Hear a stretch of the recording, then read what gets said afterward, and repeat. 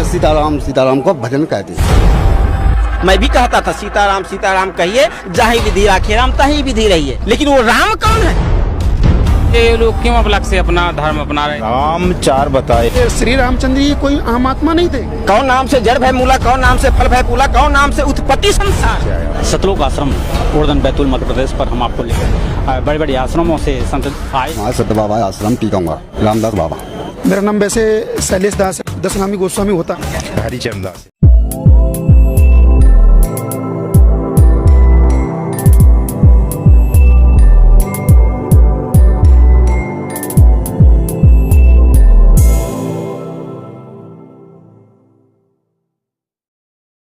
शाजापुर। हरिदास। कहाँ से आए? छत्तीसगढ़ से। क्या मिलता है यहाँ? संत सरोवर ज्ञान जल, जहाँ पखारो अंग, मैला से उज्जवल भया साध संगत के संग। ये जितने भी आप देख रहे हैं ये साध संगत है, सत्संगत है। और सत शुद्ध रही सत संगति पाई। जितने भी कुसंगत करने वाला है वो व्यक्ति यहाँ आकर के बिल्कुल सुधर सकता है, क्योंकि यहाँ पे सत्संगत, ये जितने भी आप देख रहे हैं सत शास्त्र अनुसार साधना करने वाले हैं ये सब। लेकिन कंठी माला तो दिख नहीं रही आपकी। कंठी माला हमारे गुरुजी नहीं देते हैं। कंठी माला पहनने से कुछ नहीं होता है। जैसे बाबा जी के वस्त्र हैं, लग रहा है कि कुछ साधना कर रहे हैं, दाढ़ी वगैरह रखाए हैं, तो और आप तो सिंपल साधारण है, लेकिन दोहा चौपाई बोल रहे हैं। इतने भी आज साधु संत है, ये हमें सत साधना के बारे में कुछ नहीं बताया। नहीं तो दिखा तो रहे हैं ना कि हाँ, भक्ति कर रहे हैं, लेकिन भक्ति नहीं है ये। भक्ति देखो कितने प्रकार का होता है। रामायण में 9 प्रकार की बताया गया है। कह रघुपति सुन भामिनी बाता, मानव एक भगति कर नाता। प्रथम भगति संग तर्ण कर संगा, दूसरी रत मम कथा प्रसंग, तीसरी गुरुपद पंकज सेवा हरि, तीसरी भक्ति अमान, चौथी भक्ति मम गुण गण करे कपट तज कान, मंत्र जाप मम दृढ़ विश्वासा, पंचम भजन सो वेद प्रकाशा, छठे दम शील विरति बहुकर्मा, और नियत निरंतर सज्जन धर्मा, सातवें सब मोही मैं जग देखे, मोसे अधिक संत कर लेखे, आठवें यथा लाभ संतोषा, सपने नहीं देखे पर दोषा, नव मह कहे छल ही ना, मम भरोसा ही हर सन दीना, और नव मह ये कौ जिनको हो। देखो भक्ति के बात, भक्ति के लिए आप बात कर रहे हैं ना, भक्ति ये आज तक ही लोग नहीं पता है। ये 9 में से एक भी तो करते खुद, एक भी नहीं किया, न हमें बताया, खुद तो किया नहीं, ना हमें बताया। तो जो दाढ़ी अगर रखते हैं तो फिर ऐसे ही रख लेते हैं क्या? हाँ बिल्कुल ऐसा ही रख लेते हैं, ये दिखावा है। लोग तो घर भी छोड़ देते हैं, अपने वस्त्र धारण कर लेते हैं, त्याग कर देते हैं, तो त्याग करना भी तो काफी साधना है ना ये। देखो गीता जी में स्पष्ट बताया 5वें अध्याय के 12वें में कि घर छोड़कर जो व्यक्ति जाता है, जो जिसको कर्म संन्यास कहते हैं, उससे अच्छा तो कर्म योगी अच्छा है, जो घर में ही रह करके पालन पोषण करते हुए अपने बच्चों का कर्म योग करके अपने परिवार का पालन करते हैं, वो कर्म योग श्रेष्ठ है। कहा है गीता में स्पष्ट है। गीता तो हमारी एथेंटिक सदग्रंथ है, चारों वेद का सारांश है ना। और हमारा इतने हैं कि पूजा पाठ करने का भाव है और सीताराम को भजन कहते हैं बस। सीताराम का भजन करते हो कि ढोलक या कुछ? नहीं, हम तो सीधे गाते हैं संगे के सीताराम को भजन कहते हैं। सुबह शाम करते हैं, दोपहर करते हैं? नहीं, सुबह कहते हैं। सुबह करते हाँ। हैं। कितने घंटा करते हैं? 1 घंटा। 1 घंटा। 1 घंटा तो कर रहे हैं भक्ति है। बहुत बढ़िया। देखो परमात्मा सूक्ष्म वेद की वाणी में कह रखा है, नाचे गाए किन्हू न मिलिया, जिन मिलिया तिन रोए, और नाचे गाए हरि मिले तो कौन दुहागन होए।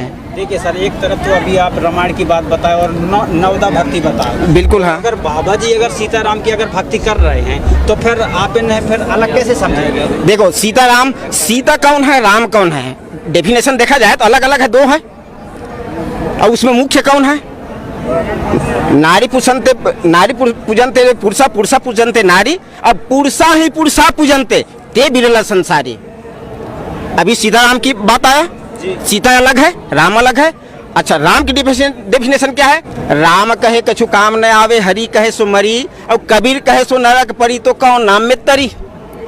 कौन नाम से जड़ भय मूला, कौन नाम से फल भय फूला, कौन नाम से उत्पत्ति संसारा, अब कौन नाम से हंसा उतरी है पारा। एक भी अगर ये संत बता दे मुझे ये सीताराम के, मैं भी कहता था सीताराम सीताराम कहिए, जहाँ विधि राखे राम तहीं विधि रहिए, लेकिन वो राम कौन है? राम कौन है जिसकी डेफिनेशन से, जिसकी जानकारी से हमें पूर्ण मोक्ष मिलेगा? रामायण की बात बता रहे हैं तो राम नहीं तो कह देते कि भाई मेरा नाम राम है, तू मेरा जप ले। ये विचार करो ना भाई। ये तो वहाँ पे उनने भी कहा श्री रामचंद्र ने कि मंत्र जाप मम दे दृढ़ विश्वासा पंचम भजन सुवेद प्रकाश। ये श्री रामचंद्र ये कोई आम आत्मा नहीं थे, ये महापुरुष थे। ये श्री विष्णु जी के अवतार बताते हैं इनको, और इनके वशिष्ठ जी गुरु थे। तो ऐसा नहीं है, ये शास्त्र के अनुकूल ये भक्ति करते थे। और हमारे पूज्य गुरुदेव जी बताते हैं कि इनके जो गुरु थे, इनने इनको जो मंत्र दिया था गीता और वेदों वाला, और वो कौन सा मंत्र है? गीता जी में और वेदों में केवल एक ओम मंत्र का जब बताया है, और कोई राम नहीं, कोई सीता नहीं, कोई राधे नहीं, कुछ नहीं। अब जैसे हम लोग सत्य साहेब बोलते हैं, हम ही जितने भी भगत भाई हैं तो हम आपस में सत्य साहेब बोलते हैं, मिलते हैं तो सत्य साहेब, लेकिन ये हमारा मंत्र नहीं है। मंत्र हमारे पूज्य गुरुदेव जी हमको देते हैं, वो हमको पता है। ऐसे ही इनने कोड वर्ड बनाया था उस समय कि भाई राम के नाम को मत भूलो, राम राम जपो। यानी राम राम का बोलने का तात्पर्य बनता है कि राम की उस परमेश्वर की भक्ति करते रहो, उसको मत भूलना। ये है इसका सही अर्थ। शास्त्र अनुकूल साधना करेंगे और वो भी सच्ची राम की करेंगे, तभी हमारा पूर्ण मोक्ष है। नहीं तो ये सब मनमाना है। क्योंकि गीता अध्याय के 16वें अध्याय में 23वें श्लोक में कहा है, 23 और 24 में, जो मनमाना आचरण करेगा उसका न सिद्धि होगी, न सुख होगा, न पूर्ण मोक्ष होगा। इसलिए अर्जुन तेरे लिए शास्त्र ही प्रमाण है कि कौन सा कर्म करना चाहिए, कौन सा नहीं करना। हाँ, तो राम के हम एक ही बात हम एक ही बोलते हैं कि राम की सीताराम भजन होता है। भाई कभी साहब ने तो भी राम की आराधना के लिए मुख से जपे सो मानवी, मन से जपे सो देव, और सूरत से जपे सो संत है ताकि करिए से। लेकिन जब तक कि उस असली राम की आप ये सूरत से निजाप करोगे, जब आज जितने भी ये साध संगत आए, ये सुरती से जाप करते हैं, श्वास से जाप करते हैं। जाप भी कोई 3 प्रकार का है, इसलिए मुख से कहना अलग बात है। मुख से कहने के लिए प्रथम मंत्र देते हैं गुरुजी, और श्वास से जपने के लिए दूसरा मंत्र देते हैं, और सार नाम उसके बात ही कुछ अलग है। तो उस असली राम की हम जानकारी हमारे सदगुरु देते हैं ना, तो उसकी जाप करेंगे तभी हमारा पूर्ण मोक्ष होगा। इनका ये कहना है कि वो राम अलग है जो मुक्ति वाला है, मोक्ष वाला है। तो लेगा हमको तो मालूम नहीं, हम तो जो संसार कहते हैं सीताराम सीताराम, तो सीताराम हम बोलते हैं कि वही राम है। लेकिन लोगों का कहना ये रहता है कि किसने देखा है, जिसने देखा है। आज हमारे सदगुरु संत रामपाल जी महाराज ने आज अनेकों प्रमाण रख दिए हैं। जिन मोह को निज नाम दिया सोई सदगुरु हमार, दादू दूसरा कोई नहीं, कबीर सिरजनहार। हाँ, अब ऐसे ऐसे प्रमाण आपको हजारों मिलेंगे। इनकी भक्ति है जो ज्योति पीठ वाले बता रहे हैं, यहाँ रहे हैं, ये किसके लिए हो रही है, क्यों करना पड़ते हैं?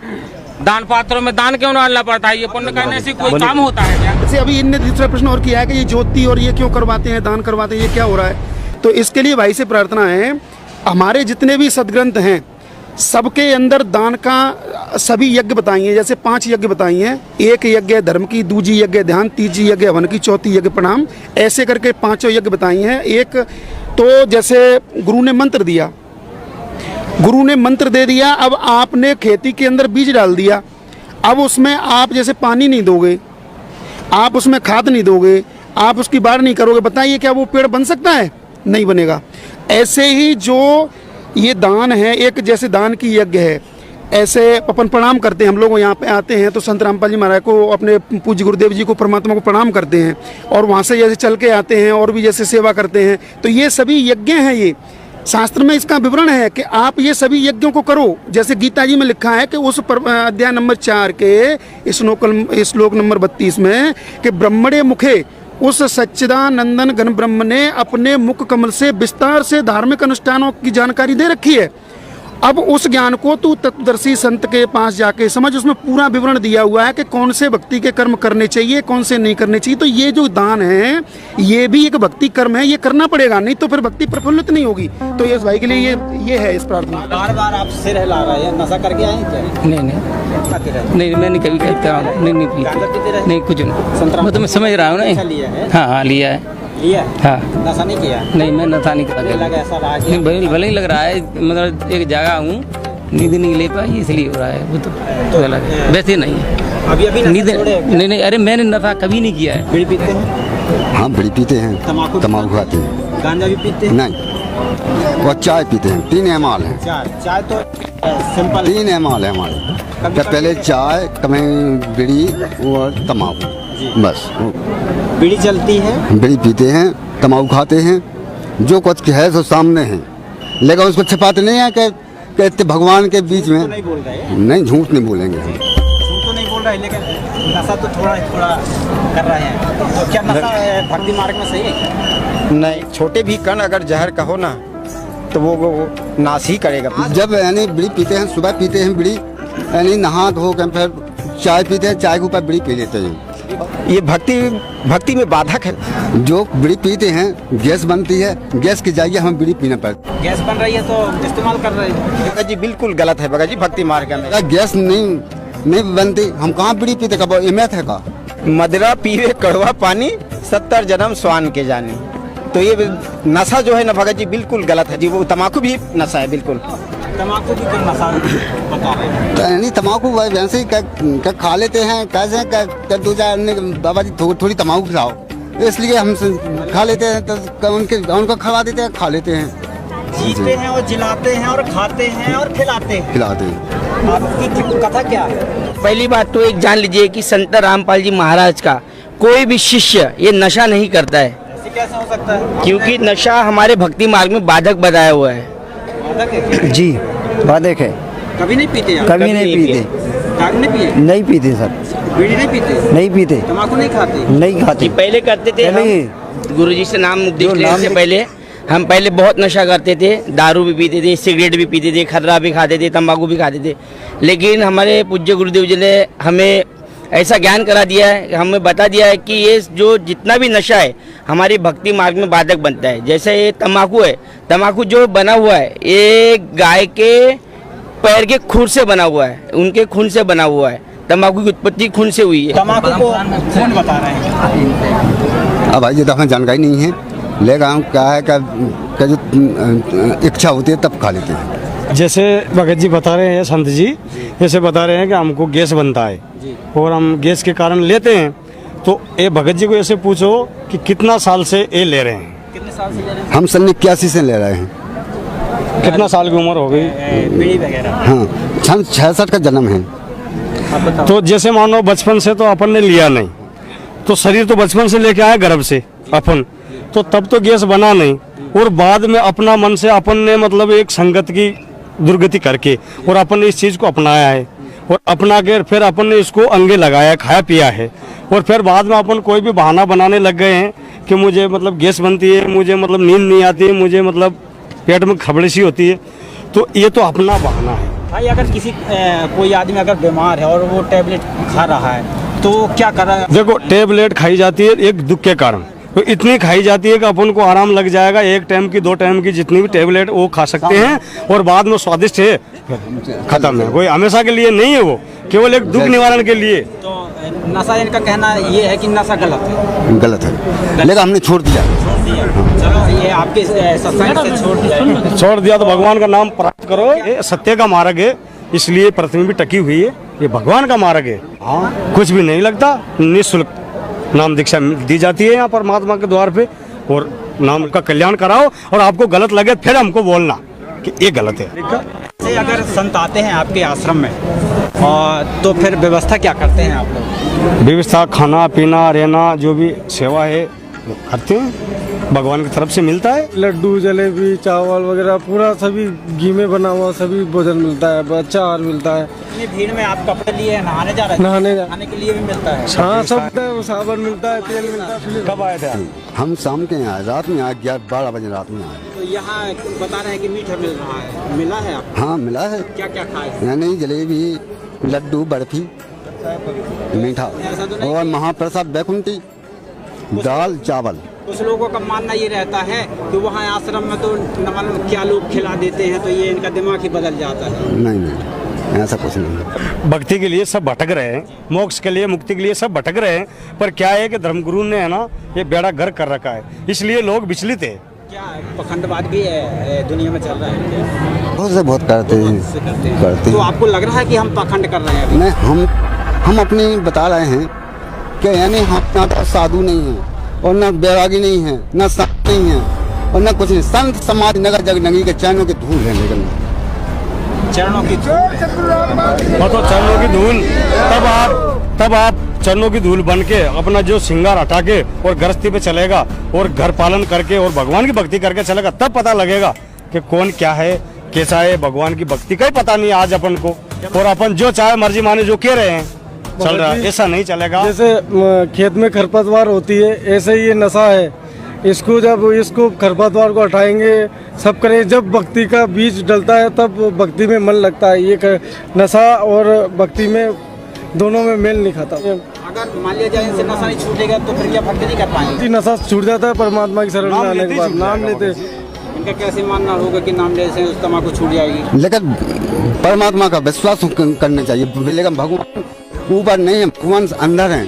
अगर अंदर के बाद कालापन है तो बाहर कालापन है, लेकिन कमंडल मांझ से शुद्ध नहीं होता है। जब अंदर मांझता है और जब भगवान को प्रार्थना कर अंदर तब ऊपर आप जब सत्संग सुनते हैं, जो परमात्मा ने मंत्र दिए उसको जाप करते हैं, जो रूटीन बताया, नियम बताया उसको करते हैं, तो इन चीज़ों का विकार धीरे धीरे पूरा तरीके से समाप्त हो जाता है। तो नशा छोड़ सकते हैं आप? हाँ छोड़ देंगे, कब मैं थूक सो है। नशा में तो डबल करते हैं आप, तम्बाकू भी खाते हैं। हाँ तो लेकिन जो कुछ कही हमने स्पष्ट किया। हाँ लेकिन हम चाय नहीं छोड़ेंगे। चाय राम की सेवा तो वैसे यहाँ कंटिन्यू चलती रहती है। तो नाम दीक्षा लेने में क्या बुराई है? कोई बुराई नहीं। चाय तो नहीं है मना ना? नहीं मना है, कितनी बार पियो। देखो सतगुरु रामपाल